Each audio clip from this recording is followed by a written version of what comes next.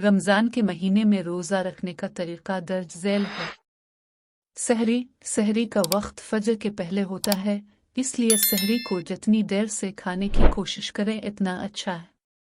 सहरी में पके हुए अंडे, दूध, फल, चावल, दाल और रोटी वगैरह शामिल कर सकते हैं। नियत करें। रोज़ा रखने से पहले नियत करना ज़रूरी है। आपको नियत करने से पहले मालूम होना चाहिए कि किस दिन का रोज़ा रख रहे हैं और आपकी नियत का मतलब वाज़ेह होना चाहिए। नियत की दुआ पढ़ें। दुआ पढ़ने के बाद आपका रोज़ा शुरू हो जाएगा। रोज़ा रखें। अगर आप सही तरीके से रोज़ा रख रहे हैं तो आपको गुरूब आफ्ताब तक कुछ खाने पीने से परहेज़ करना होगा। सिगरेट, तंबाकू, गिल और कोलगेट वगैरह का भी इस्तेमाल नहीं कर सकते। इफ्तारी। रोज़ा खोलने का वक्त मगरिब की अज़ान के वक्त होता है।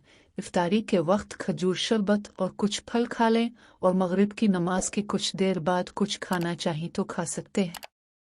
आपको इफ्तारी में कुछ मुनासिब खुराक शामिल करने चाहिए, जैसे कि खजूर, शरबत, दूध, फ्रूट सलाद वगैरह। इफ्तारी करते वक्त दुआ का खास ख्याल रखें।